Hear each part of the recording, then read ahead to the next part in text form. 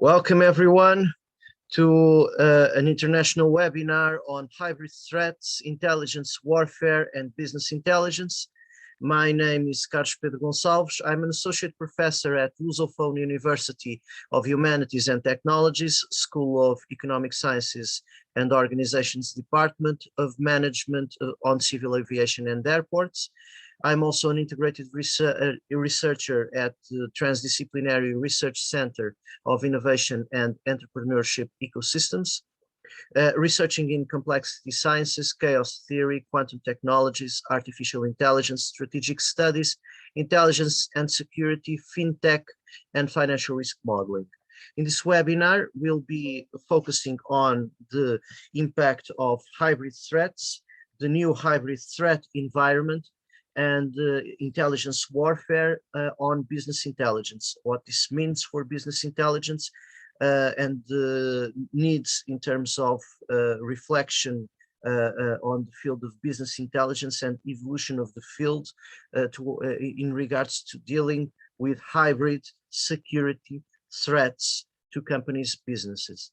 So when we look at hybrid threats, we need to consider modern hybrid threats. We need to consider the fourth industrial revolution, which is the revolution of the cyber physical systems, or which results from the combination of the Internet of Things, the Internet of Connected Devices, robotics, AI, and this integration of Internet Things and artificial intelligence leads to is the major driving force of the fourth industrial revolution. And this fourth industrial revolution is largely responsible for the transformation of the hybrid threat environment, of the threat environment, security and defense threat environment, especially linked to the so-called hybrid warfare and hybrid threats, and the ability of these threats to disrupt a country in its critical infrastructures, social fabric, economic, political, and cybernetic dimensions. So, looking at cyber physical systems, or perhaps a better term would be cyber physical cognitive systems, which include the Internet, physical systems, and AI, we can see that in the foreseeable future, hybrid threats, and we'll discuss what hybrid, the context of present days hybrid threats and the concept of hybrid warfare. Hybrid threats will play an increasingly relevant role in the security, in the reflection around national security, corporate security, economic security. So, and this is largely due to this interaction, this synergizing of the Internet, physical systems, and AI, the integration of the artificial intelligence of things, social media, the ability to connect with the Internet from wherever you are. So, and the ability of devices to talk to each other, the use of sensors, the ability to hack those sensors and hack devices, so we can implement not only the cybernetic attacks in the 21st century and in the post fourth industrial revolution framework, cyber attacks may increasingly have implications in terms of physical systems. So we can have the cyber attacks are not situated solely on the virtual space. They can have consequences, and they can disrupt physical space, which is linked and automated and linked to the web. So an attack on, for instance, water supply system, an attack on the electrical grid, an attack if we use an increasingly automated environment, an attack on robotic systems, on automate the use also of robotic systems, for instance, drones, to implement physical attacks. All this is linked to the fourth industrial revolution and to a threat, a scope of threats that is opened up by the fourth industrial revolution. So when we look at Internet of Things and the artificial intelligence of things, which is a main driver of the fourth industrial revolution, and we find this main driver in the link between the internet and AI. Learning systems. So when we talk about AI, we need to talk about machine learning. Increasingly, we have the AI systems with which we interact are systems that are able to learn, to adapt, and this is integrated in their algorithms. They have learning algorithms that learn from our, for instance, and in the case of social media, for instance, they learn from our interaction patterns, our online interaction patterns, and they adjust to those patterns. They personalize the user experience, and this is a key factor in for instance, in cyber psychological operations that can use the knowledge of how, for instance, a social media system selects content to its users, directed content to its users, and the manipulation of user-produced content that can be displayed on social media, shared on social media, and if we know the algorithms, how the algorithms select content, we can produce the content in a way that it tends to be shown more often, and it can become viral. So we can use our knowledge of how social media selects algorithms function to produce viral content, to produce disinformation that gets that is shared and that is seen by different users. So this interaction with fake contents, with manipulative contents online, disinformation contents, propaganda contents. So all this is enabled by algorithms, by our knowledge of those algorithms and how we can use those algorithms in our favor, both algorithms that create content as well as those algorithms that manage social media, and the knowledge of how those algorithms manage the social media can be used by rogue agents, by state and non-state agents to manipulate online content and manipulate even public opinion. So this is a point, the increasing link between the internet and the artificial intelligence, the ability, the network of connected devices that allow people, for instance, to connect with the internet, to be online on wherever they are, if there is internet coverage, of course. So, but this opens up the field in terms of an ability to expose people, to manipulate people, to hack people, to hack their data, to hack even their webcams, to spy on people, but also to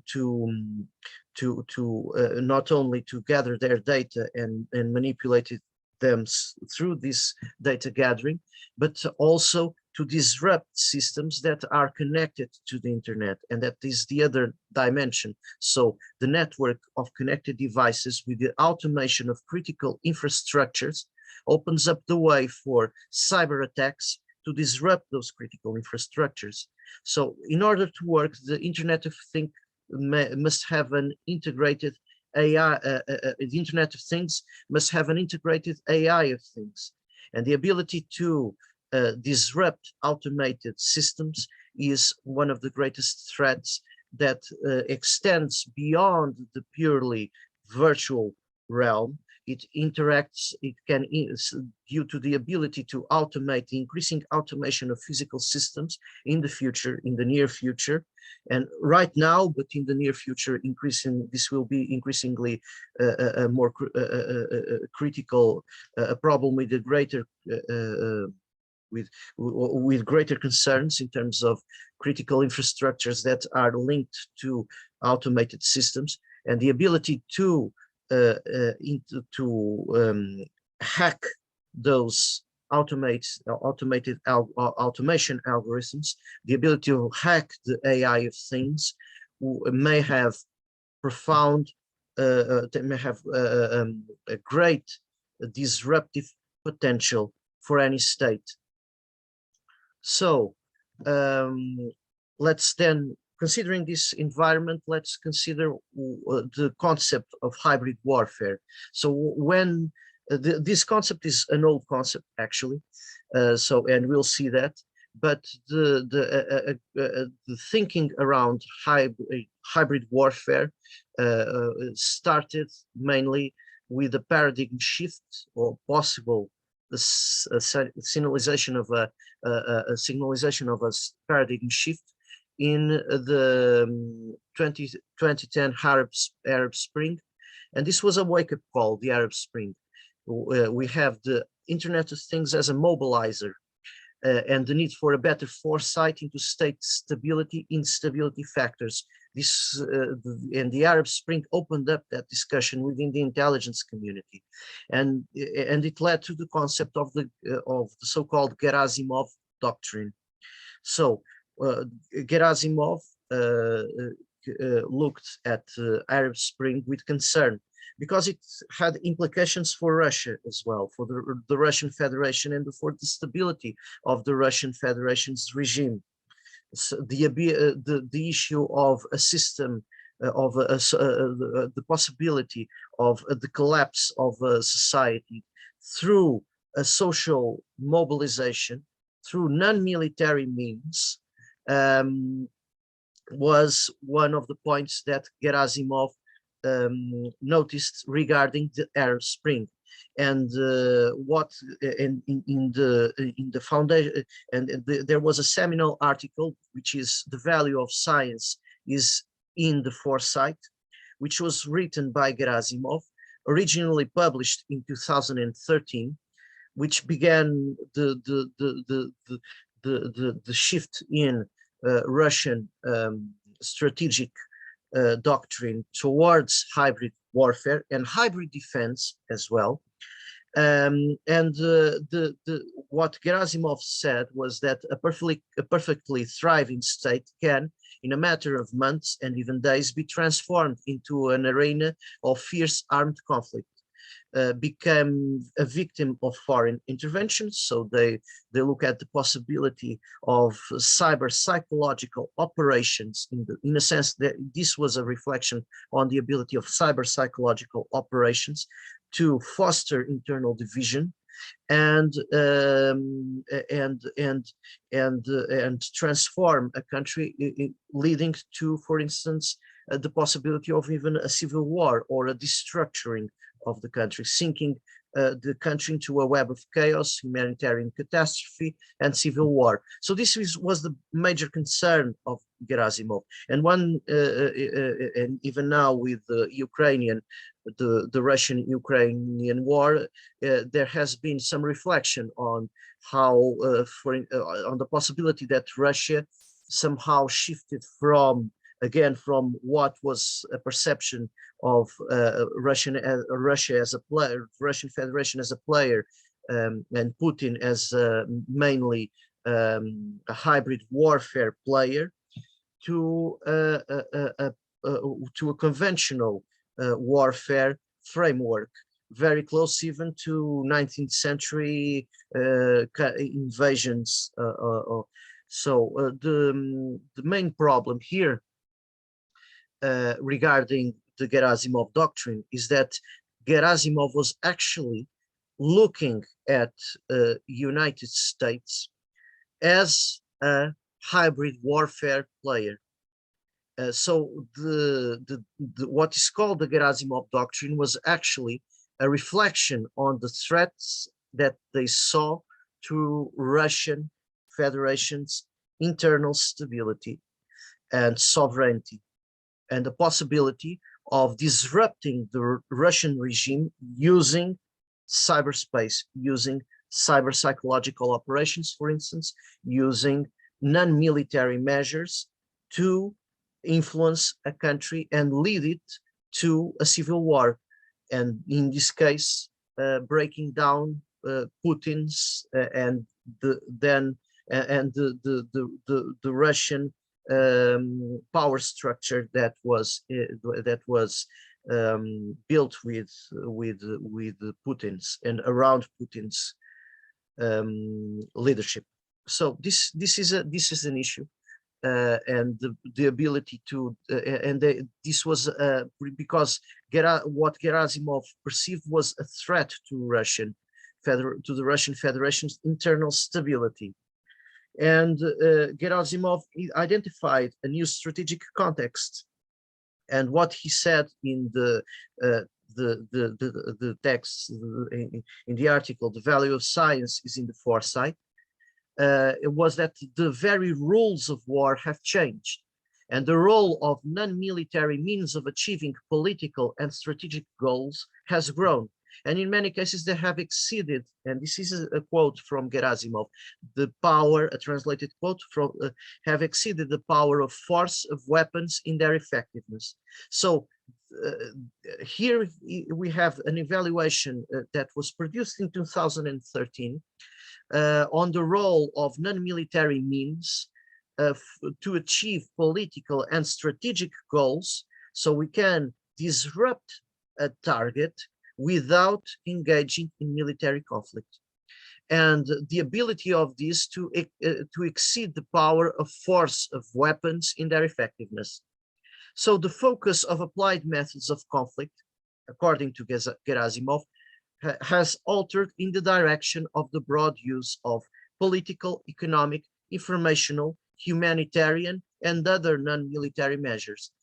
Here, the humanitarian is significant. What they saw was that humanitarian aid could be used as an influence, as a way of war, in the sense of as an influence, a way to influence a country, a way to create dependencies within a country with respect to a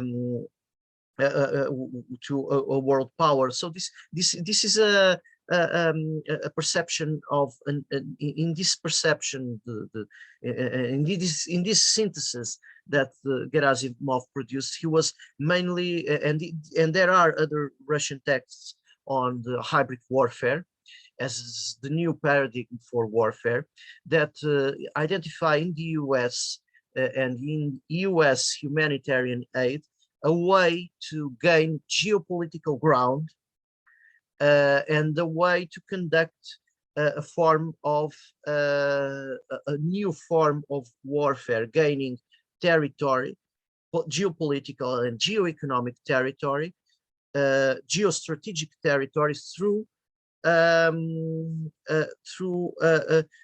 humanitarian aid, through non-military measures, economic measures, political, financial, and so on. And this is also, even though it is strongly, in the case of the US, they identify it with a model for the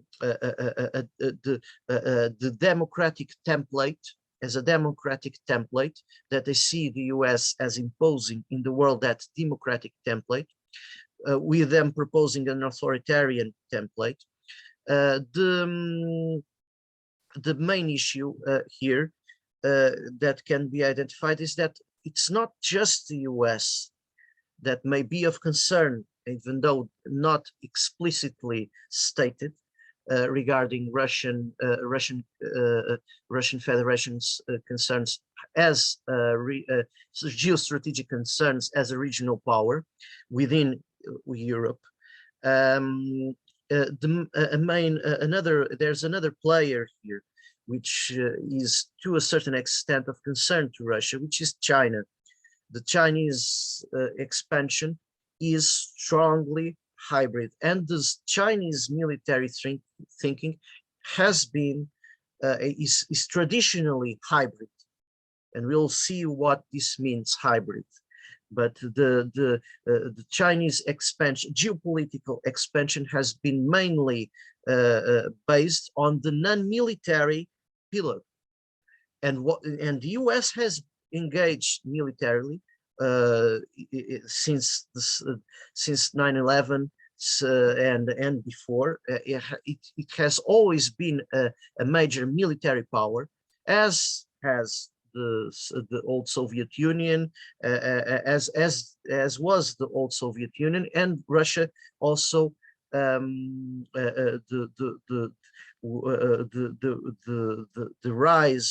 new rise of Russia has been strongly based on a militaristic dimension.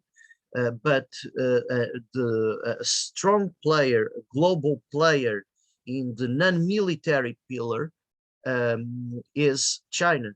And China has been that player, especially in the economic dimension and financial dimension, buying critical interests in critical infrastructures, so strongly investing in critical infrastructures in different countries, in Africa and in Europe, creating business ties, and especially with the Belt and Road Initiative.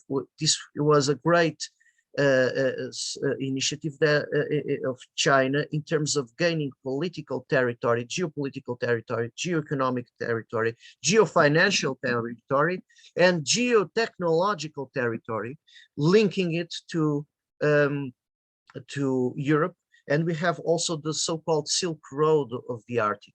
So China the Belt and Road Initiative ends up linking China to Africa, to the Middle East, to North Africa, to Europe, and the Arctic interests, the recent Arctic interests of China, has placed it as well as a cooperative partner that, but that is gaining political territory, geopolitical territory, attaining its strategic goals through non-military means.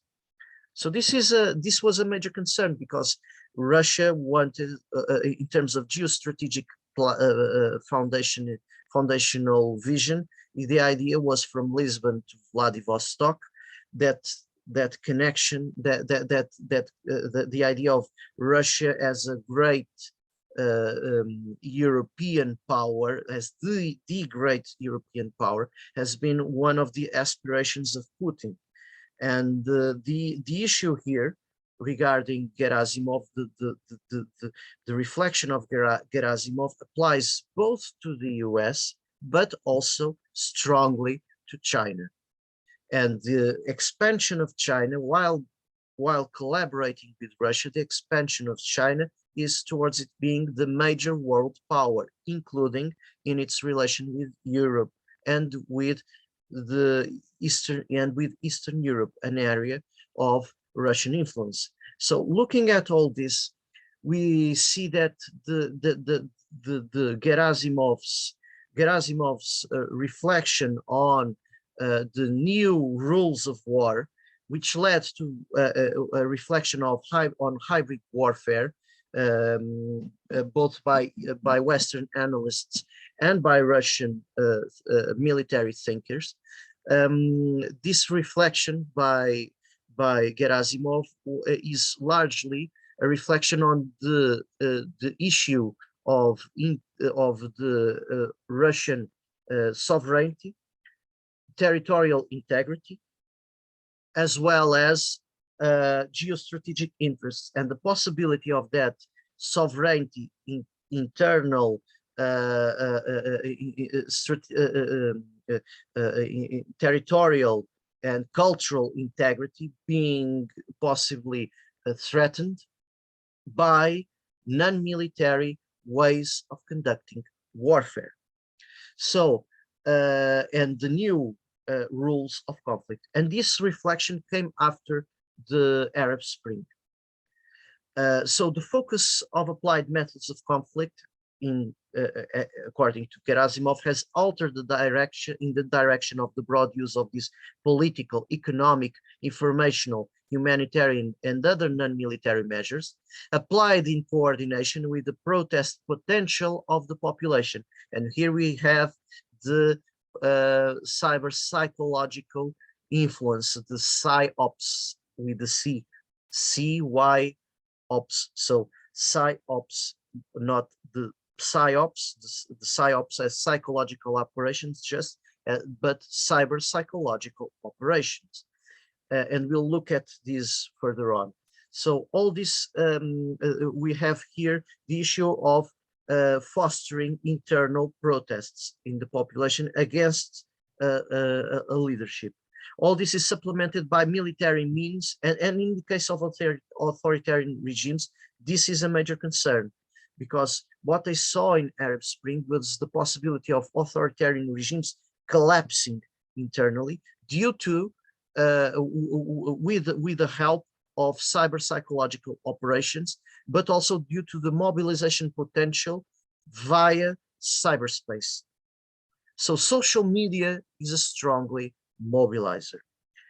And the lesson that that Putin is now having with respect to the Ukrainian war, where we have the social media mobilization made Ukraine became viral. The support to Ukraine became viral and gained a momentum of its own. And we have non-state actors, for instance, declaring war, cyber war on Russia, which is the case of Anonymous. So the Anonymous group declared cyber war on Russia. And this is unique in terms of, this is a new context, and strangely was not well covered in this by the Russian leadership in its invasion of Ukraine. This dimension of the possibility of a viral dynamics that supporting Ukraine and against Russian intervention. So the new context that Gerasimov, in a sense, identified in 2013, we are seeing it now in full during the Ukrainian war. We are seeing it in the Western sanctions. We are seeing it in cyber psychological operations against the Russian Federation as a response on Russian attacks on Ukraine. And we are seeing, so the Western response has been mainly linked to this political, economic, informational, humanitarian, and non-military sphere. So, and not only has this been a state response, the NATO's response has been mainly through the NATO countries' response in their support to Ukraine has been mainly in this non-military and military supplying weapons, of course, but in this dimension, these non-military dimensions, the sanctions has been the economic sanctions, the diplomatic sanctions. So all this has been a hybrid dimension. Of course, there's the Foreign Legion operating in Ukraine, which may have members of special forces or ex-special forces units operating there. But the main issue is that the European countries have reinforced their defense positions, have supplied military aid to Ukraine, but their main response on Russia has been mainly from an informational, economic, mainly economic and financial, which led to the issue of economic and financial warfare as concepts regarding a possible effective response against an aggressor country which is using a military means, but we respond with economic sanctions, with diplomatic sanctions, with financial sanctions, and operating at the same time in the information space with cyber psychological operations, of course, against that country. So this power is now being seen, and also the non-state actors operating like the anonymous groups, the activism, the online activism against the aggressor country, the invading country. This is an issue that was not present in the past, that was not present in the Second World War, but that is present here: cyberspace, the ability to disrupt the country using cyberspace, social media, viral dynamics, fast viral dynamics. So this was an issue that was in some way anticipated by Gerasimov, and that is playing out now, strongly playing out with respect to a Russian non-hybrid maneuver, which was to invade, was a perfectly conventional warfare maneuver, standard, classical, which was to invade Ukraine. So all this, but the issue that Gerasimov identified the threat of hybrid threat, the importance of hybrid threats, of non-military threats and hybrid warfare to Russia. And we'll define hybrid warfare in a moment. Returning to Gerasimov's quote, all this is supplemented by military means of a concealed character. So we have the non-military measures and then military actions, including carrying out actions of informational conflict. So we have the cyber operations conducted by countries' military forces and the actions of special operations forces. The open use, so special ops units, irregular warfare, all this falls into the hybrid warfare. The open use of forces, often under the guise of peacekeeping and crisis regulation, is resorted to only at a certain stage, primarily for the achievement of final success in the conflict. So this is the issue raised by Gerasimov. And Gerasimov saw in this the change, a major change in the character of warfare from the traditional forms and methods, which uses military forces, the initiation, and before I continue, this scheme was presented by is presented in Gerasimov's article, "The Value of Science is in the Foresight," and is adapted from that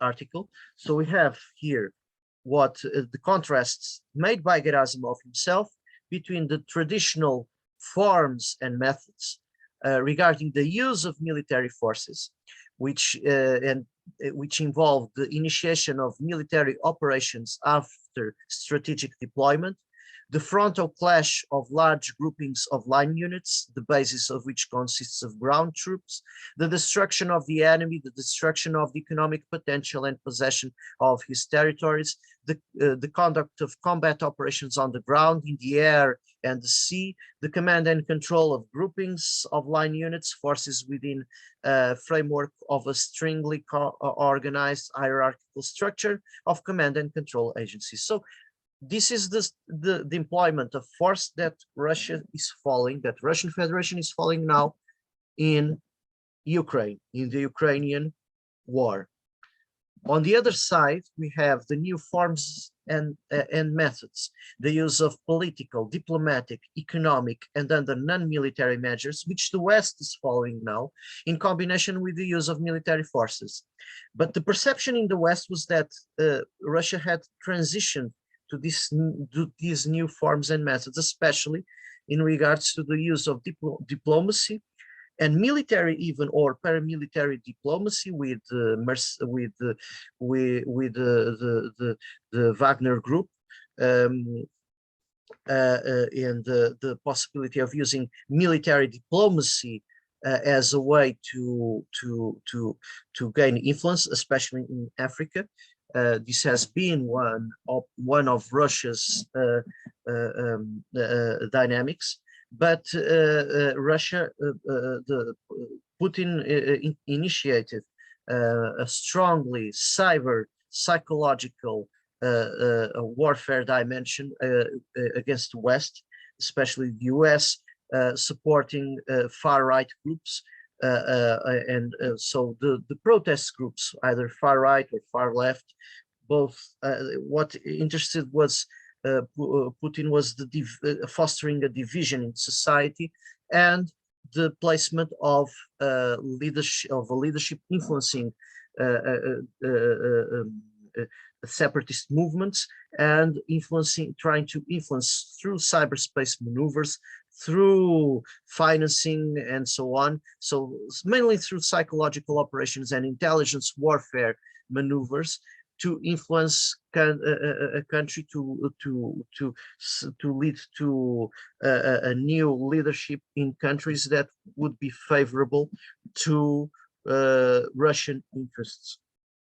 So this was the perception in the West, especially after in the wake of Trump's rise to power and influence the alleged Russian influence on U.S. elections through cyber psychological operations, through support to far-right movements in the U.S. All this was discussed within the intelligence community as a perception that Russia had transitioned to the new paradigm, which included the cyber paradigm, the informational warfare paradigm, more than the traditional classic military paradigm. But we now see the reverse direction, which we see how in the invasion of Ukraine, we have the traditional forms and methods combined with cyberspace maneuvering, of course, but the main response in the non-military pillar has been by Western countries and non-state sponsored groups like hacktivist groups, for instance, Anonymous, which have been engaging Russia in the non-military plane and in the cyber ops plane.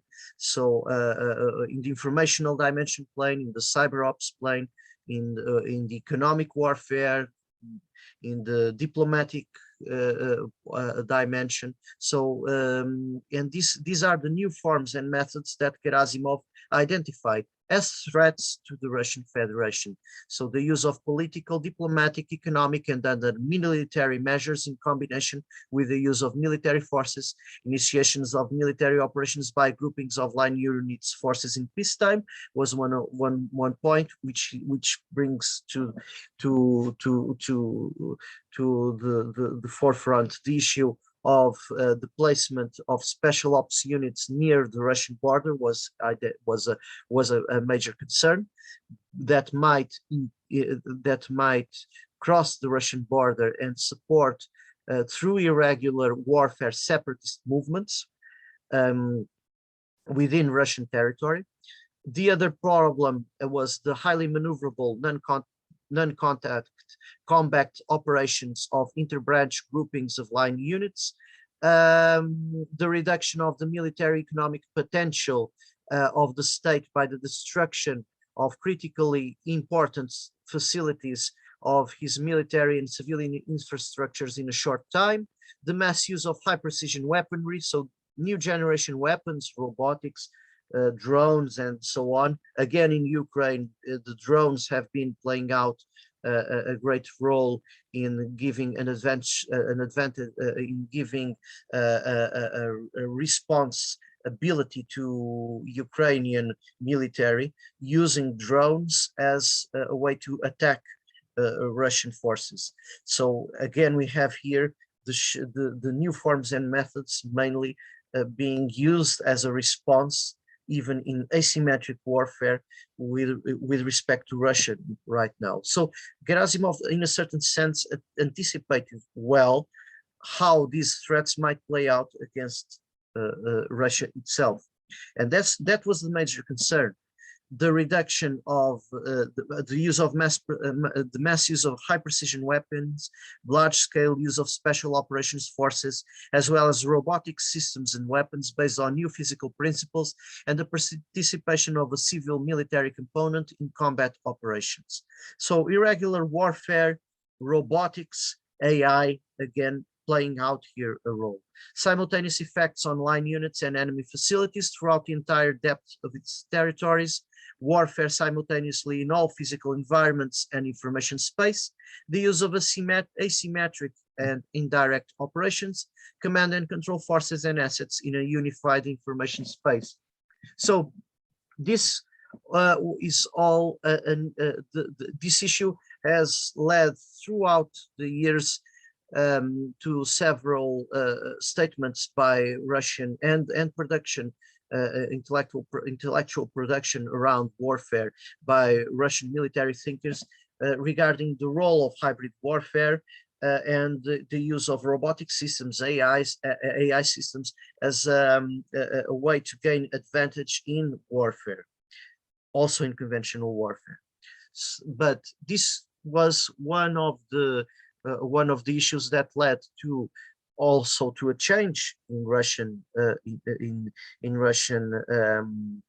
engagement pattern with the West, which was mainly based on intelligence warfare and hybrid war and cyberspace-based operations. And the Web War I, where in which Estonia was attacked, the cyber psychological influencing, the financing of separatist movements, all that fit well, was very very integrated in this new paradigm of warfare, and led to a synthesis by a cognitive synthesis by Western observers in intelligence regarding Russia as having embraced this new hybrid warfare framework, and led to the need to look at Russia as a source of hybrid threats. And in Europe, this was strongly discussed regarding the issue of Russia as a source of hybrid threats operating in the information space. So, and this was one of the major points, and led to calling to the identification of the Gerasimov doctrine as a hybrid warfare doctrine assumed by Russia itself. So, but the concept, this conception, is actually older, even than is very old conception of hybrid warfare. But the issue of modern of the 21st century hybrid warfare, and including all this synthesis by and evaluation by Gerasimov regarding the new threat environment, was already reflected upon by Chinese thinkers, Chinese military thinkers, in a book called Unrestricted Warfare in 1999.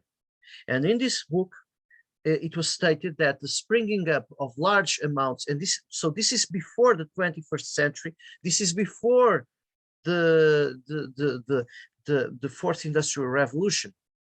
So we were at the early stage, we were coming to the fourth industrial revolution, but the cyber physical systems revolution is mainly a 21st century phenomenon. But in 1999, we already have, and this book became a reference because it also anticipated an attack by Bin Laden, and on terrorist attacks and on the World Trade Center, for instance. This was all anticipated here, and this book became one of the a great reference in terms of strategic foresight post factum.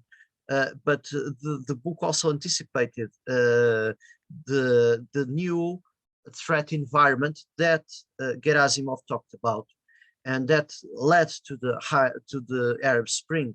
So the book called Unrestricted Warfare, and we're looking at, considering what we just saw as Gerasimov's statements, we now see it here also, but earlier than Gerasimov. In 1999, they say the springing up of large amounts of new high technology will actually greatly increase the possibility of non-military measures threatening national security.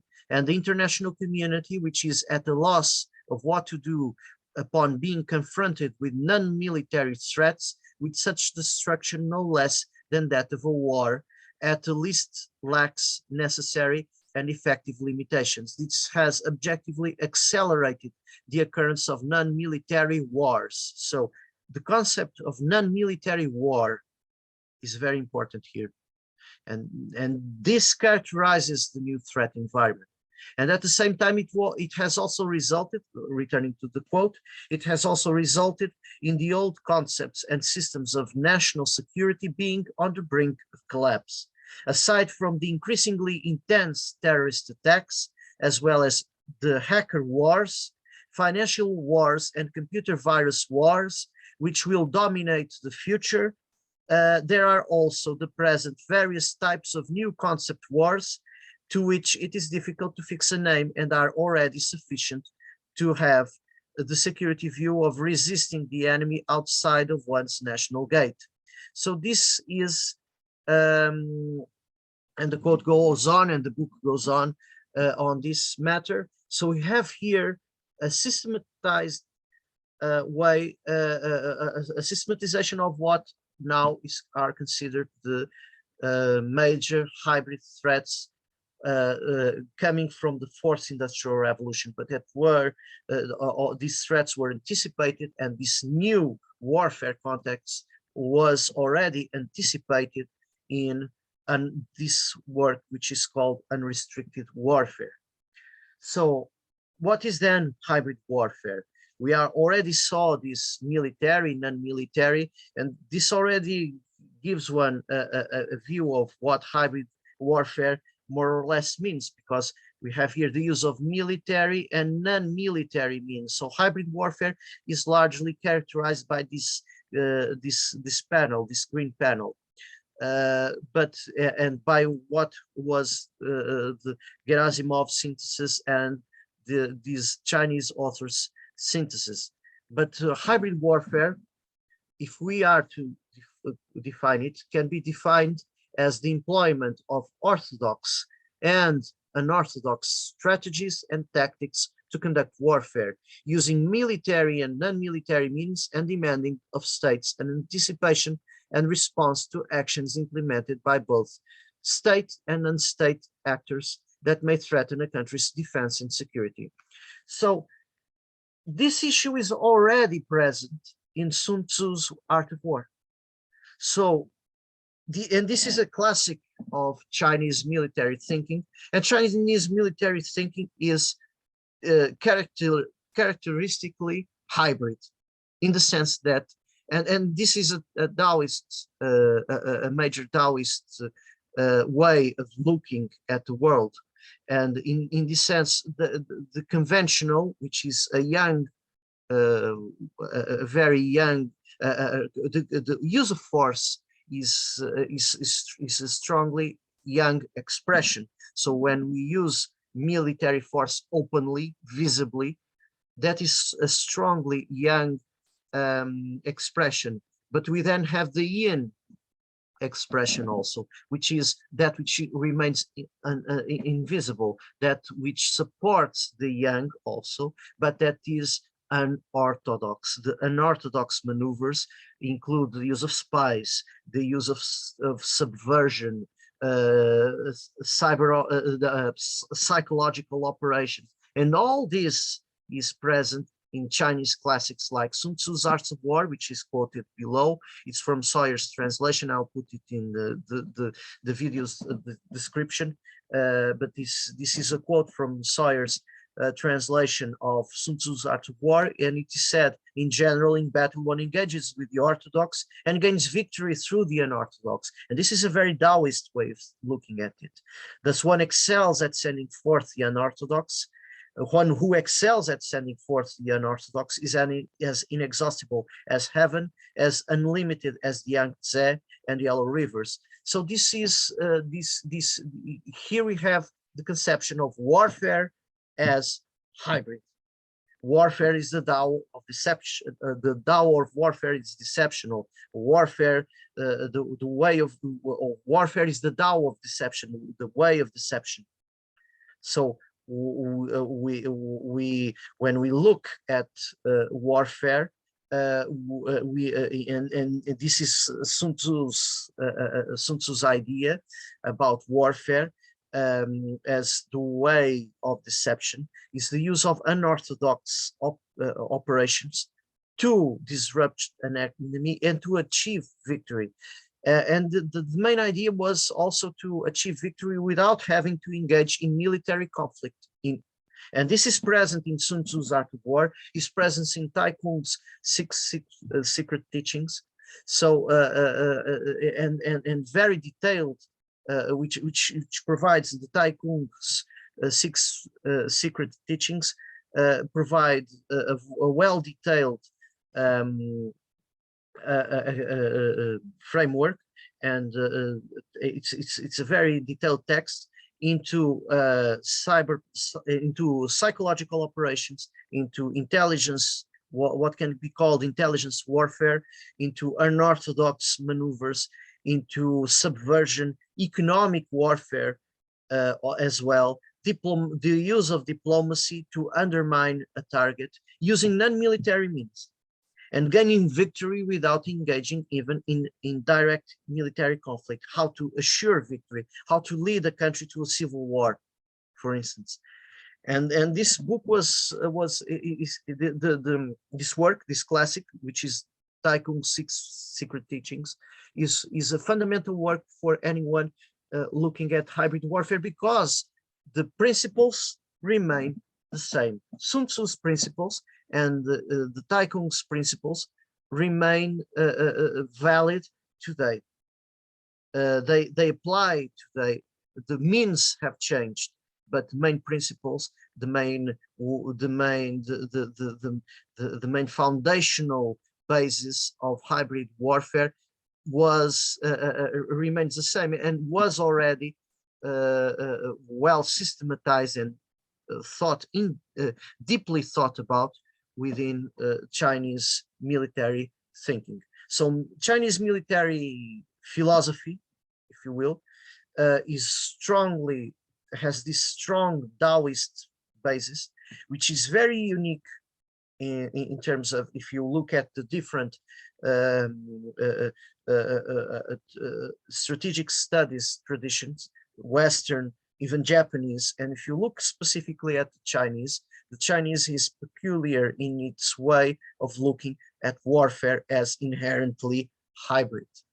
So warfare in the Chinese military thinking, in the Chinese military philosophy, is hybrid. And this balance and this flow between conventional and unconventional, between from the orthodox to the unorthodox and the unorthodox to the orthodox, this flowing, which is talked about in Sun Tzu's Art of War, provides a definition of hybrid warfare. And hybrid warfare was not considered as separate from conventional warfare. This was warfare to Chinese military thinkings. Warfare was to Chinese military thinkers, to Chinese military philosophers, to the classics of old, of ancient China. Warfare was thought about as hybrid, inherently hybrid. So the concept of hybrid warfare doesn't make sense in this way, as to distinguish hybrid warfare from warfare doesn't make much sense to this Chinese tradition, because to this Chinese tradition, warfare is hybrid. All warfare is hybrid. And this is very important because here we have the root, and the root is very old. The root of this tree is very old, if you will. So hybrid warfare, but we now, but in the Western thinking, we have more of the paradigm, the traditional forms and methods that Gerasimov talks about were mainly traditional forms and methods for what has been a largely Western tradition, those traditional forms and methods. And the new forms and methods are actually very old forms and methods and are very close to traditional forms and methods for the Chinese military thinking. So what is called here in Gerasimov's work as new forms and methods are actually the traditional forms and methods of Chinese military thinking, modernized to include modern technologies, but the root is there. So what is different here in the 21st century? Above all, there's a factor here that is inescapable, which is cyberspace. So the concepts of hybrid threat and hybrid warfare are presently key concepts within strategic studies and intelligence studies, and with a core relevance in the new defense and security context, because the threat landscape has changed and the power of non-military means has increased tremendously, and that was enabled by the 21st century fourth industrial revolution. And this power, this was Gerasimov's foresight, was to identify the power of these non-military means. And this foresight was also present in the work Unrestricted Warfare. The increased power of non-military means due to technological change, due to exponential technological change. And in the 21st century's fourth industrial revolution, which is driven by the synergization of cyberspace and artificial intelligence, fueled by the accelerated and disruptive potential expansion of machine learning, cyber operations presently constitute a key determinant component of hybrid strategies and tactics that configure the profile of hybrid threats and hybrid warfare. So, cyberspace is one of the major drivers of the power of hybrid warfare, and we'll see this in a little while. So main types of hybrid operations that we can identify. There's a type 1, which are state-sponsored operations, type 2, non-state-sponsored operations, and the type 3, which are state-sponsored operations implemented by non-state agents.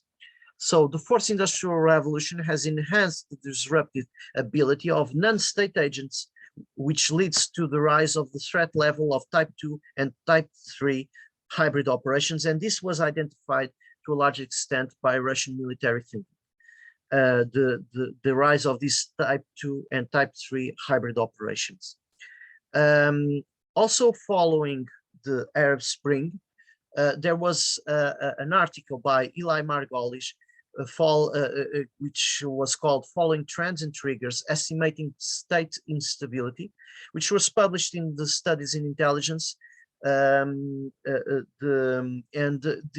identified 3 types of crises: crisis of authority that result from a state's inability to enforce its rule, not being able to control all of its territory, or becoming unable to enforce all its laws; the crisis of resilience that results from a state's inability to adapt to different disruptions; and crisis of legitimacy that result from a society's view that this regime has lost its right to rule because it is wrong or unjust.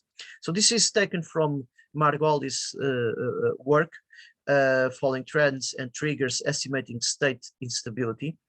And we can see that this crisis can be triggered. And this is one of the main points that brings us back to Gerasimov's doctrine, or to Gerasimov's thinking about an assessment about the ability of non-military means of hybrid, in the sense of hybrid warfare, to bring down a country from within.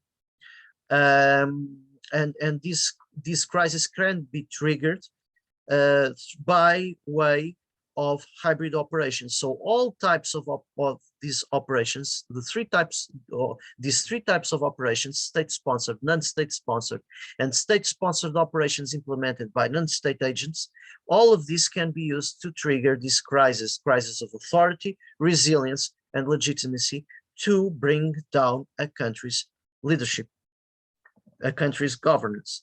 And this is one of the main targets of these hybrid operations.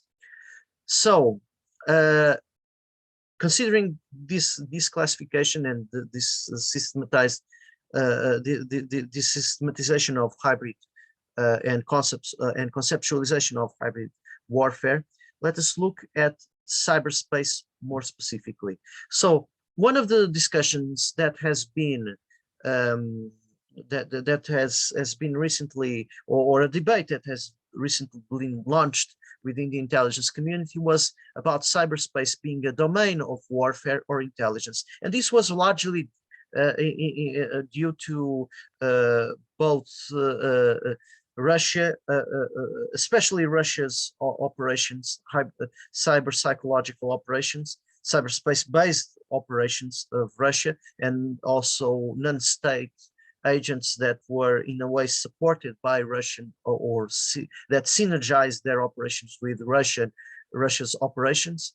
It was largely identified as linked to this, but also to China's own cyber psychological operations and also the US. But the main issue was cyberspace as a domain of warfare or a domain of intelligence. One versus the other, how to look at cyberspace. Actually, cyberspace, the issue of cyberspace is that it has both of these characteristics at the same time. So if we look at the debate was looking at, rather than focusing on the binary issue of whether warfare versus intelligence framework is more applicable to cyberspace, the fact that activity in cyberspace takes place on both of these characteristics at different times raises interesting questions about how these dimensions relate to one another at the operational level. This was from an article that reflected on the SolarWinds issue and the use of cyberspace as a warfare versus intelligence domain. And but it is still considering that it can be at one time, at different times, it can be intelligence domain, and that also so used for intelligence activities, and at another time for warfare domain. The problem with this conception is that the either or does not apply here also, because we need to consider the concept of intelligence as a way to conduct warfare. That is, intelligence activities used as a way to conduct warfare. So there is no either or relation. It can have both of these characteristics at the same time and not alternating at the same time. How?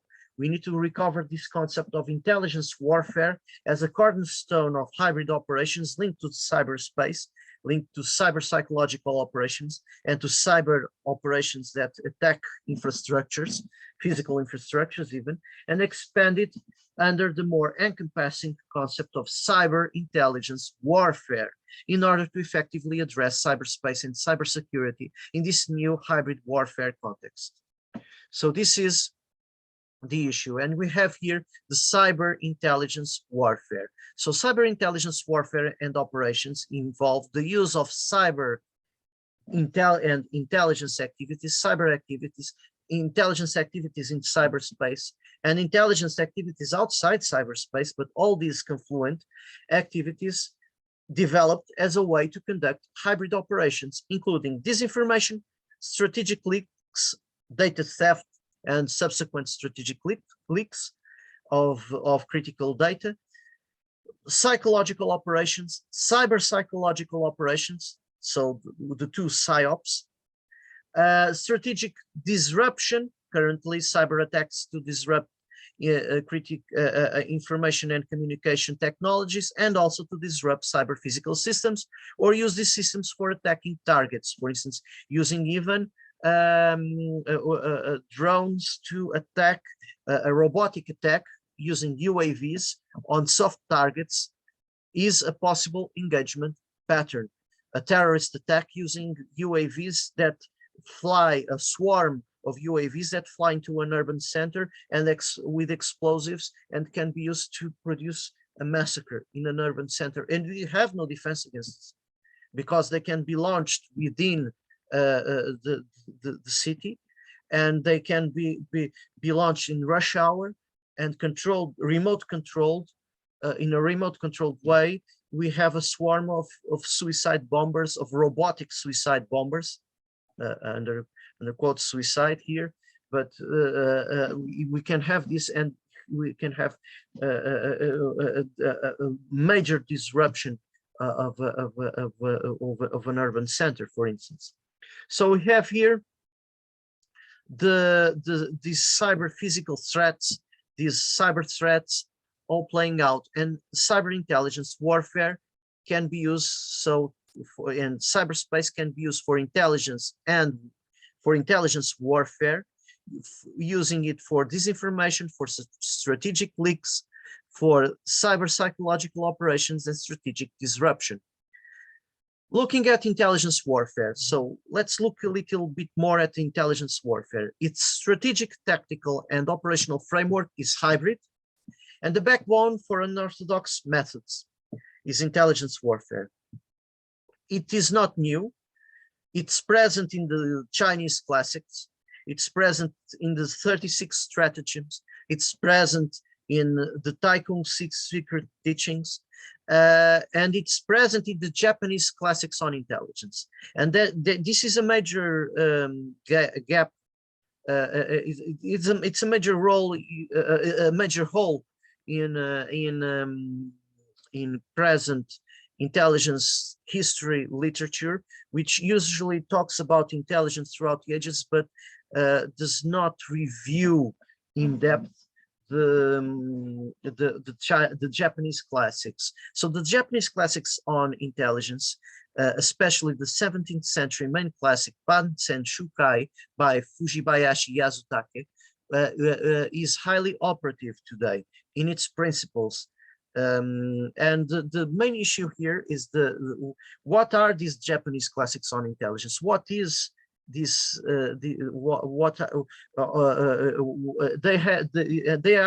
They have been recently translated to English by Anthony Cummings, who has translated the greatest amount of classical texts on Japanese intelligence warfare, which to the Japanese was called Shinobi no Jutsu or Ninjutsu. So Ninjutsu is not a hand-to-hand combat system.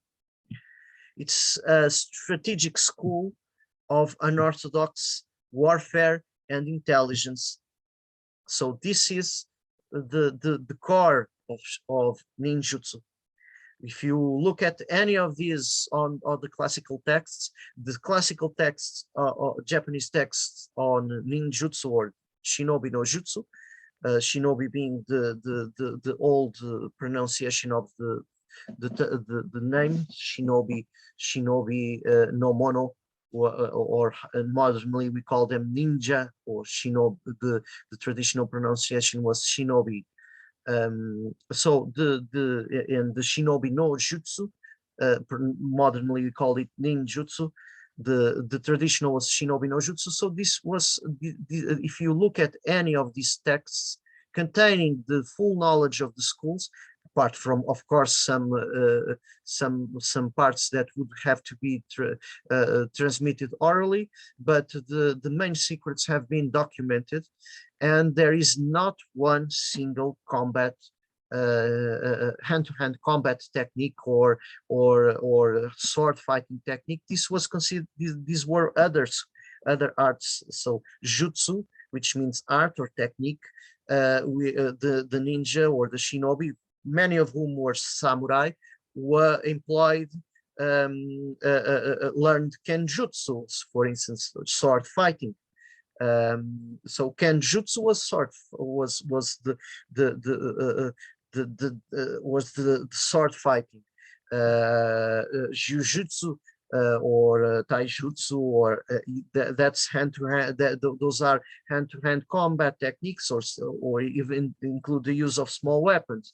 So, but those were bujutsu, in a sense, bujutsu techniques, or that involve and schools that train the warrior. But the ninjutsu was not part of those bujutsu techniques. No, no, it was not a martial art in this sense.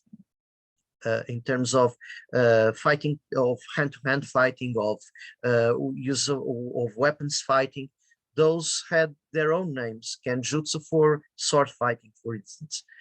Ninjutsu, or art of the ninja, or shinobi no jutsu, art of the shinobi no mono, were it was a body of knowledge on strategic and tactical intelligence activities, a core of methods used for warfare. So unorthodox warfare using intelligence activities. So the art of intelligence during this, especially during the Japan's warring states period, the Edo period was when most of these texts were synthesized in the transition or Sengoku period to Edo period, and were written in the Edo period as a synthesis.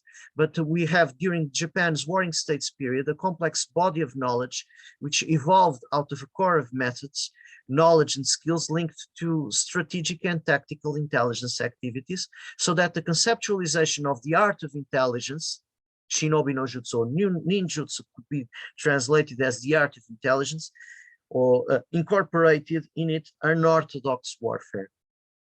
So the Japanese looked at the art of intelligence, incorporating in it unorthodox warfare, and this is specific of the shinobi no jutsu. But it is also present in Chinese classics like Taikun's Six Secret Teachings, which is considered by, for instance, in the Shinobi Hiden, a classic in Shinobi no Jutsu. So we have here the presence, the strong influence of Chinese military thinking as well. With strong links, so they have strong links to the to these two Chinese classics, in particular Sun Tzu's Art of War and the use of spies, especially that chapter, and Tai Kung's Six Secret Teachings, which involved, which was essentially a manual of unorthodox warfare, and that had a very well had the chapter dedicated to intelligence activities and the use of intelligence for subversion, for strategic subversion and hybrid maneuvering. So Shinobi no Jutsu is not a martial art. No hand-to-hand combat techniques are covered in the classical texts. Shinobi no Mono ninja is not a social class, but the name for an activity. Anyone employed as a spy was called a ninja, and many ninja, especially the trained ones, were from the samurai class, or ninja was called actually as shinobi no mono, but many of these were from the samurai class. It is not the art of assassination, not restricted to the regions of Iga and Koka, although these two regions achieved a high level of knowledge and are often hired as spies, shinobi no mono or / ninja. It is a school of samurai military science. Gunpo can be considered a school of samurai military science, Gunpo, focused on intelligence and unorthodox strategies and tactics, including intelligence activities, psychological operations, unorthodox strategies and tactics. Special ops, black ops, all that. Also assassination was included, but not the main point.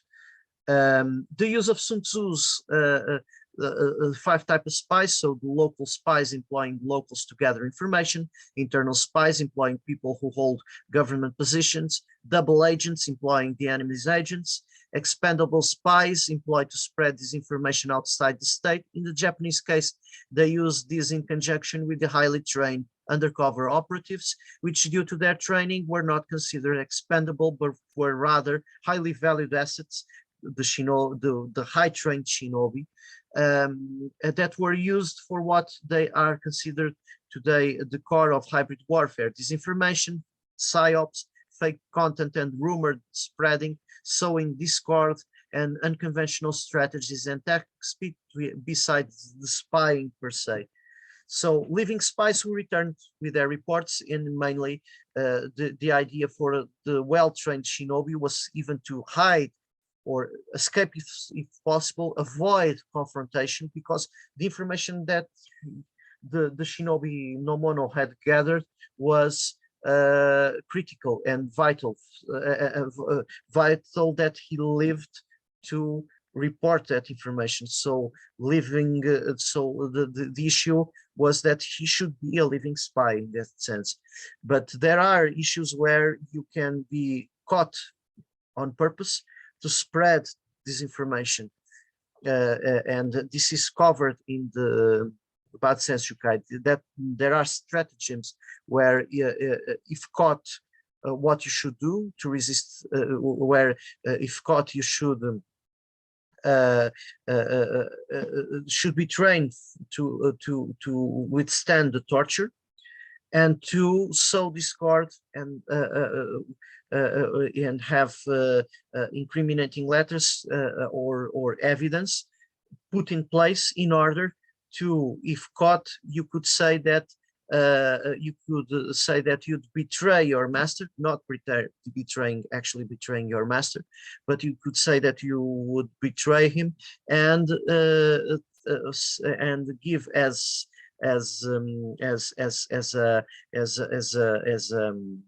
an exchange information about betrayer within your captor's forces, and this would be false betrayal. This would be false information, but you could frame someone and produce a loss in the enemy's forces using this. So this is one of the techniques discussed, and you can find it in Ban Senshukai stratagems linked to this type of disinformation as well. And in this case, they were captured, but in many cases in texts you find that you should the advice that the shinobi should hide if during the battle, that the shinobi should avoid the physical confrontation, because the main point was the use of subversion of the invisible dimension. So you should not be even the enemy should not even suspect that you are a shinobi, and your actions should bring down the enemy without he even realizing it. So this is one of the main points of unorthodox warfare, which is also present in the Tai Kung 6 secret teachings. So hybrid Umint is a major point that comes out. Hybrid human intelligence is a major point that comes out of the Shinobi classics.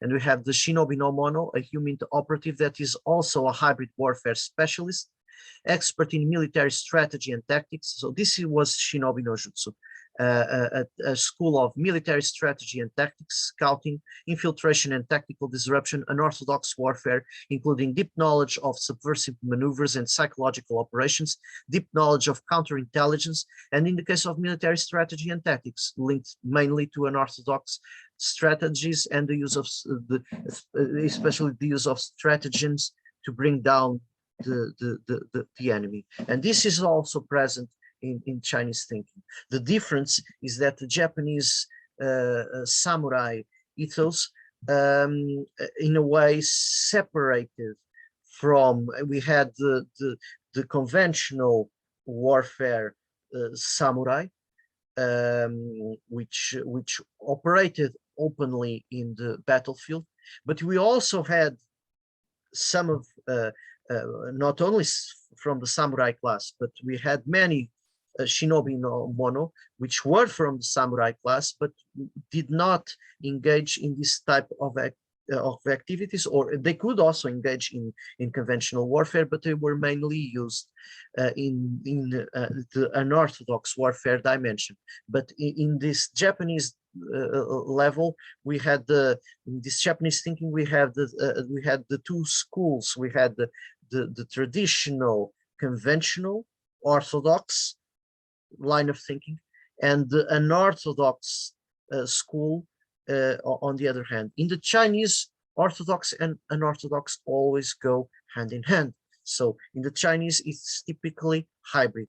In the Japanese, hybrid here, the hybrid warfare specialist here was a specialization within, can be considered a specialization within Japanese military thinking within the Gunpo. And this is largely linked, one can speculate that this may be largely linked to the Japanese samurai ethos that was subsequently influenced the development of the Bushido and the samurai codes. But the main issue was in the Chinese, the stratagem, the way of deception, the use of unorthodox was a key component, and warfare was inherently hybrid. Here it is considered more of a specialized branch within Japanese Gunpo or Japanese military thinking. So looking at, but this Japanese military thinking, what was considered shinobi no jutsu or specialized within Japanese military thinking, we find it in the Chinese classics as standards of warfare. Yonin and inin were two concepts that are operative today. And this is particularly important, especially for corporations facing hybrid threats. And we'll come to the business intelligence in a moment, into the business dimension in a moment. So we have yonin and inin. Yonin is the use of disguises and the building of undercover network of operatives used to obtain strategic intelligence and to disrupt the target. Example, spreading fake rumors. The inin, yo is the Japanese pronunciation of yang, so visible. You hide in plain sight, you use fake covers. Inin is infiltration using stealth to break into a castle or an enemy camp to obtain strategic and tactical intelligence and to disrupt the target. For an example was to set fires, for instance. So taking into account this historical context, we can consider what are called the 21st century hybrid agent, which in terms of operational profile, and this hybrid agent can be state or non-state operative. And this is very important because due to the ability of cyber warfare to disrupt targets, the principles and methods of shinobi no jutsu can be employed by non-state agents. And then they can be highly disruptive and subversive. So let us consider what we call the 21st century hybrid agent. The hybrid agents, being the state sponsored, being a state agent, or non-state agent, it is also possible, which in terms of operational profile is used in the same manner as the shinobi no mono. Namely, we have an expert in strategy and tactics that can be infiltrated in an organization, yojutsu or yonin, which is the use of disguises that we just saw, and who will be used to both gather critical information, the standard classical human aspect, and find the main vulnerabilities of the target organization, and if given the activation order, it can be used as a sleeper agent, for instance, is capable of disrupting the organization from the inside using cyber attacks, placing malware inside an insider that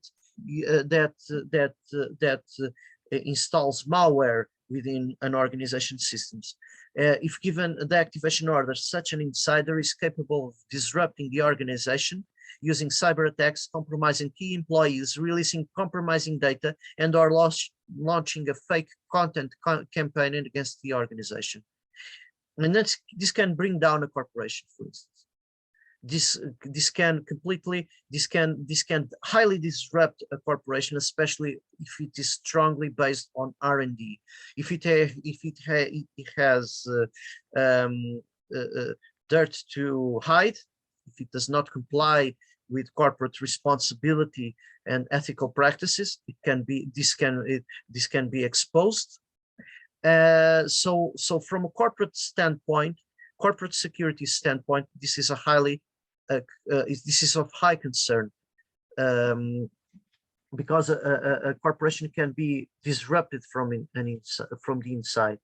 So a hybrid UMINT is an expert operative, is an expert in the 21st century, can be an expert in cyber psychological operations, an expert in hybrid warfare, and a hacker with strong skills in social engineering. In a sense, this would be the 21st century Shinobi no Mono. And hybrid UMINT networks are key to 21st century cyber intelligence warfare. So cyber, we can using the Bansen Shukai and the traditional Japanese Shinobi no Jutsu manuals, those classical texts on intelligence warfare, the Japanese, in the sense, the Japanese classics on intelligence warfare, the Shinobi no Jutsu classics, we can adapt them to today's framework, speaking of a cyber yonin and a cyber inin. And this is highly effective in terms of conceptualizing the profiles. Cyber yonin involves the online management of fake accounts for hacking and cyber psychological operations. The use of undercover operatives to hack computer systems and networks, employing sleeper agent networks to support cyber operations, for instance.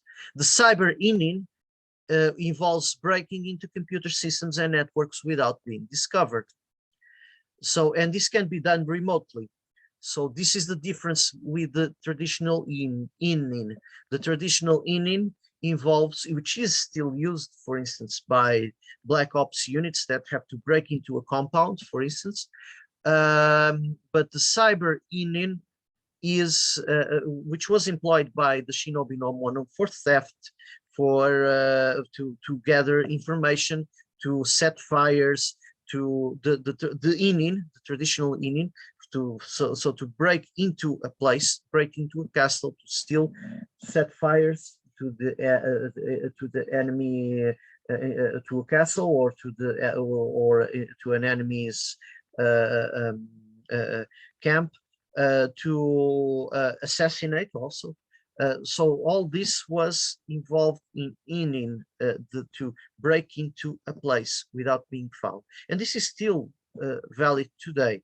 But we now have cyber inin. But while the inin needed to involve the physical presence of the agent penetrating the compound, the cyber inin is different with respect to distance. So you can remotely access, break into an organization, break into an organization's computers and networks, and this can be done without, the idea is being done without being discovered, or if discovered, we have to cover one's tracks. So this is cyber inin. And we have these two in cyber operations. Hybrid UMINT, so regarding hybrid UMINT, it's the mirroring of the setting of fire and the compromising of the intelligence cycle used in medieval Japan. We now have this possibility of a long-term undercover operative or operative networks, sleeper agents, to physically install malware and cyber weapons and hack critical systems to corrupt key data and disrupt the organization's normal functioning. And this is valid for companies, for banks, and so on. Hybrid UMINT has been empowered by the fourth industrial revolution. While in the past there was a market for intelligence warfare, we now have a market for cyber intelligence warfare. And this is an interesting point, because we had intelligence mercenarism during the Warring States period in Japan. The Shinobi no Mono were hired. Some Shinobi no Mono were hired. Some were part of the warlord's military force. Some worked for a daimyo, but we also have these Shinobi no Mono who were hired. And mostly the two regions that stood out in this intelligence mercenarism hiring intelligence operatives, hiring hybrid warfare experts, or intelligence warfare experts. This was mainly the two regions stood out, which were Iga and Koka. Those two regions were two main regions from which the Shinobi no Mono were hired. And this intelligence mercenarism, we are seeing it now in cyberspace with the possibility to hire hackers to steal data, to hire hackers to disrupt targets. So while in the past there was this market for intelligence warfare, we now have a market for cyber intelligence warfare. And the success in that market is strongly linked to hybrid humint. So intelligence warfare based operations, we have type 1 state sponsored, like the hybrid warfare, are mirrored here: state sponsored, non-state sponsored, implemented by non-state agents that can be hired, for instance, by states, by corporations, and so on. Also, so industrial espionage, for instance. Within present days intelligence warfare in cyberspace, SOCMINT warfare, or social media intelligence warfare, is a key component. And here we have cyber yawning as a, using the cyber yawning is the use of disguises, online disguises, fake online accounts, as a key driver of social media intelligence warfare. We're using social media networks of fake accounts for social media influencing, engineering social media influencers to manipulate audiences, for instance. The framework is technologically hybrid on multiple dimensions here. So the SOCMINT warfare, we have the creation of long-term social media accounts, which corresponds to the in the Japanese framework was the Katsurao Otoko no Jutsu, which is involved. It is present in this skill. This jutsu is described in the Bansen Shukai, and it involves the building of networks of sleeper agent networks that could be used to both for spying as well as for unorthodox maneuvers. The use of short-term fake accounts, and we have here the Katsura Otoko no Jutsu linked to the creation of long-term social media accounts that can be, some of them can be managed, associated with real persons without disguises, but many of them will use disguises. People who are hired to manage those accounts. And with the development, the near future development, we already have had a case of that, which was a LinkedIn account that was used, was identified as a spy account that was able to link itself to various figures in Washington. And the main picture of that account was a female picture, and that picture was produced by a neural network. So the generative adversarial networks can be used to produce fake content, fake videos, fake GIFs, fake pictures, and in the future, with increasingly greater sophistication of the so-called generative adversarial networks and deep learning associated with image generation, with realistic image generation, you can create fake pictures and create a fully online profile where you don't have to place there a picture of an actor or a picture of or of an agent with a disguise, because the account can be managed by a staff and using fake pictures and being a disguise for a non-existent person.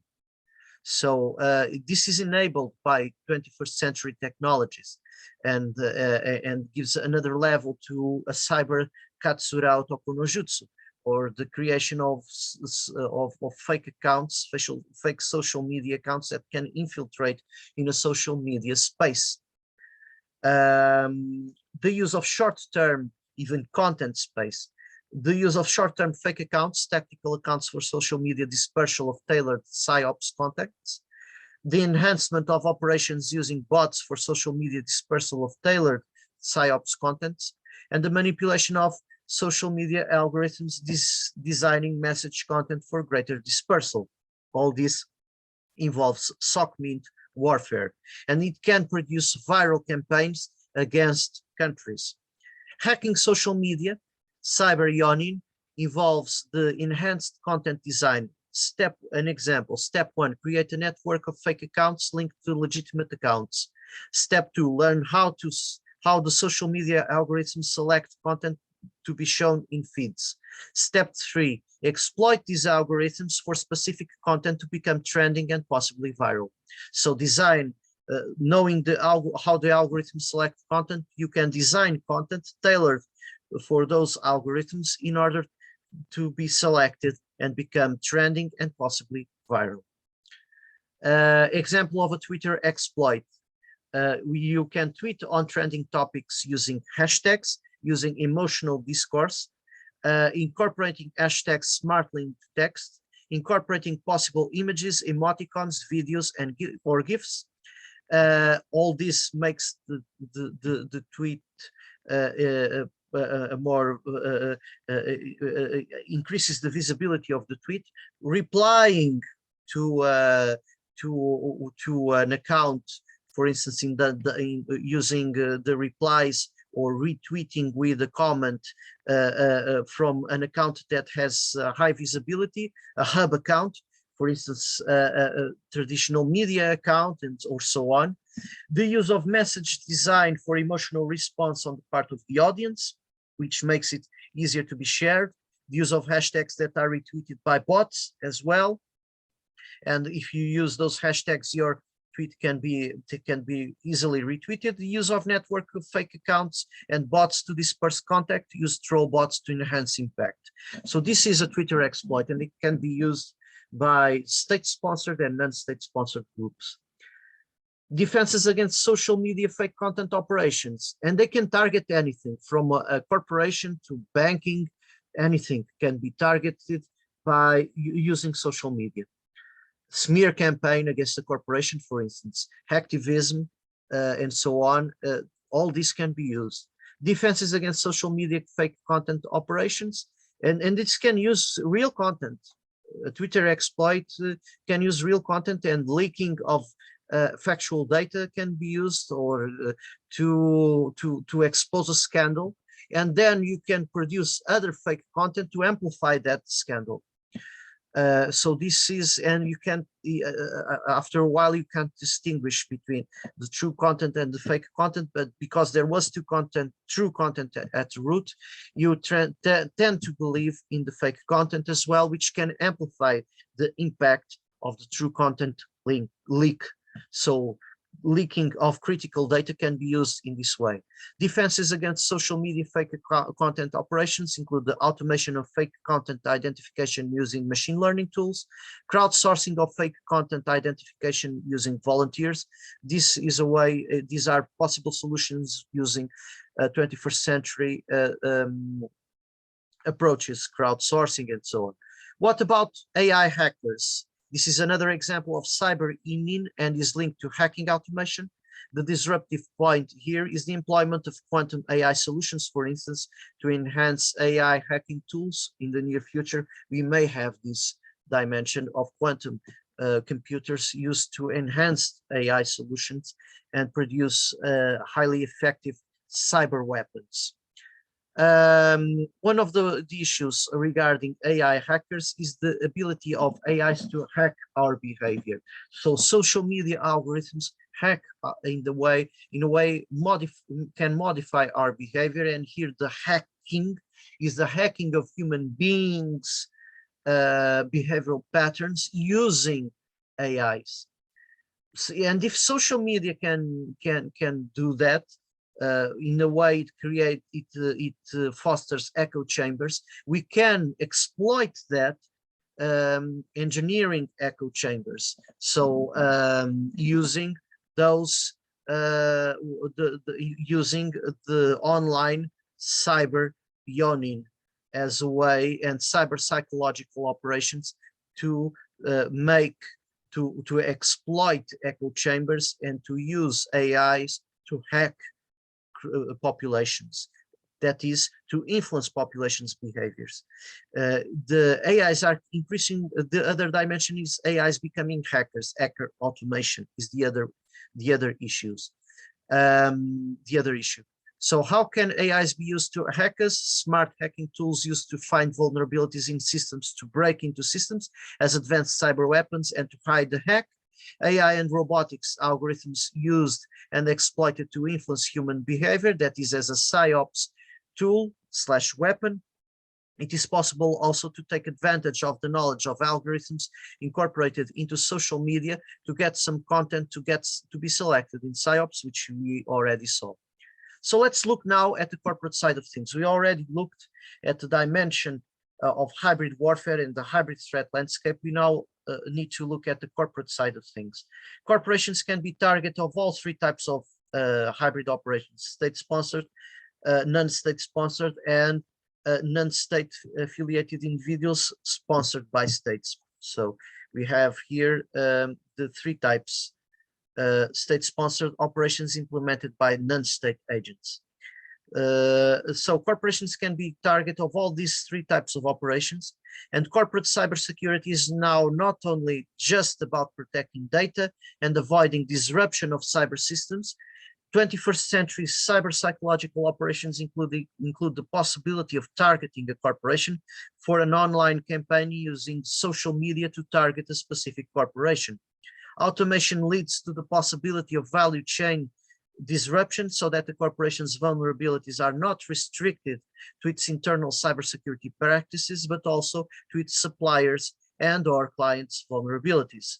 It is a critical moment for corporations to reflect on how hybrid threats linked to state or non-state agents and how to counter them. And the response is interdisciplinary here and extends beyond the technical side, because the success probability of a hack does not depend just on the resilience of the system.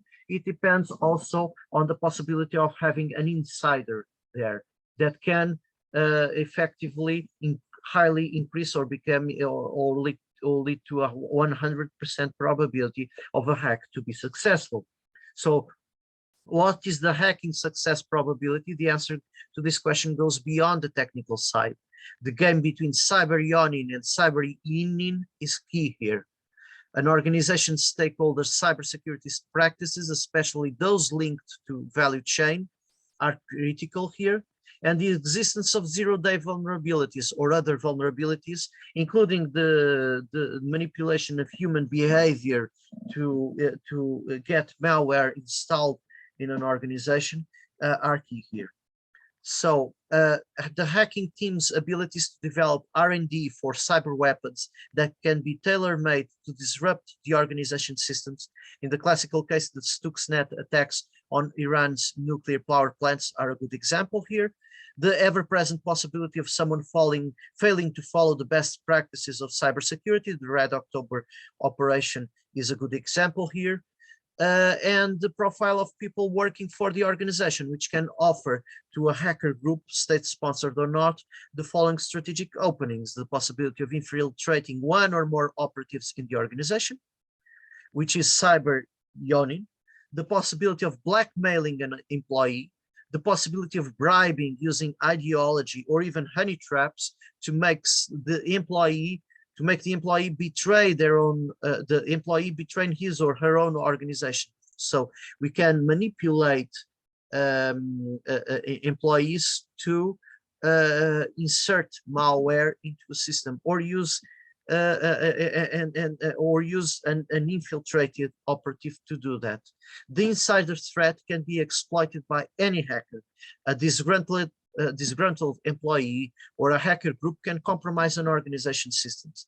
There are two specific vulnerabilities that can be exploited by these yawning strategies, to the cyber yawning, as we define it, to disrupt the corporation's cybernetic systems. Both strategies operate on a long-term basis. The vulnerability to Katsura Otoko no Jutsu and the vulnerability to Minomushi no Jutsu. Let's see what these two mean. Katsura Otoko no Jutsu, which we already talked about, is building a sleeper agent network and infiltrating long-term operatives deep within the enemy's territory. Not a short-term operation. Main targets include large corporations, mainly linked to critical infrastructures. These are main juicy targets.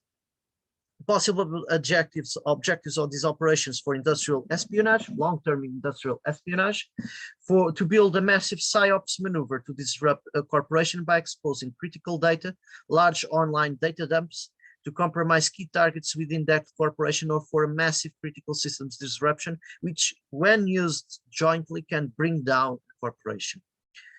Or at least produce a serious disruption to a corporation. Minomushi no Jutsu, to make someone who is employed by the target work as a worm agent. This is what Minomushi no Jutsu involved. And these two terms are from Shinobi no Jutsu, the Katsura Otoko no Jutsu and the Minomushi no Jutsu, and you can find them in the Bansen Shukai. To make someone who is employed by the target work as a worm agent, this works for both long-term and shorter-term operations. And we already saw that the ability to use that a compromised employee to infiltrate malware, spyware, so on, and cyber weapons. The relevance for business is that the erosion of economic strength, and this quote is an important one. The erosion of economic strength is probably the most important element and likely the hardest to reverse once it is accomplished. Key targets in this effort are businesses. So the use of cyber war targeting businesses, using this cyber yawning, cyber intelligence warfare, targeting business and targeting critical infrastructures linked businesses is critical here. Hybrid threats to business. Let's look at one. For instance, hybrid warfare. This is another quote from the Financial Times. Hybrid warfare is intended to bring down states and companies, but commonly consists of large number of small attacks that target intellectual property of a foreign entity. First, the attacking government works with the private sector, but often state-owned or influenced partner, to identify desirable IP addresses. Then the full spectrum of state espionage assets are brought to bear to acquire it. Second, state research and development resources assist in rapid commercialization of the stolen IP. So these hybrid threats are mainly linked to industrial espionage, being linked to industrial espionage. However, the scope of hybrid threats are not reduced to industrial espionage. So state-sponsored and non-state sponsored cyber psychological operations against a corporate sector can be just as damaging as an industrial espionage maneuver that steals patents. High-impact team attack, for instance, on Ashley Madison is a good example. Hybrid threats to business within the information sphere, stealing and or stealing and or leaking of online critical data. SOCMINT attack on the corporate sector. Targeting cognitive automation software. So targeting AIs with physical consequences, ransomware attacks on supply chain, a higher risk with the increasing digitalization of the supply chain, blocking, for instance, access to automation resources in exchange for a ransom play. So you can block robotic systems in exchange and automated systems in to unblock it, you have to pay. Corrupting cyber-physical systems to make them malfunction, targeting physical automation software. This goes and this can target businesses, supply chain, businesses critical infrastructures, and businesses linked to critical infrastructures. So both the critical infrastructures that are needed by businesses to function and the businesses that are linked to critical infrastructures are key targets here. Changing the face of business intelligence in a corporate security context. So this raises the issue. Business intelligence, mainly linked to giving a strategic advantage to a company, now needs also to think about the strategic threat of hybrid warfare. So business intelligence, especially in critical infrastructures related to industries, needs to expand on its scope to include an integrated risk assessment framework that includes cyber and hybrid security for anticipation of cyber and hybrid threats that may disrupt a company's business. And this is the main issue regarding business intelligence. So the new frontier for business intelligence needs to consider hybrid warfare framework. And with this final note, we end our webinar. I'll put in the video description some references on some of the quoted references and relevant links on the issues that we discussed here, including the link to the Bansen Shukai, to the translation of the Bansen Shukai, and the main links to the Chinese classics and to these articles. So goodbye for now, and see you next time with more on hybrid warfare.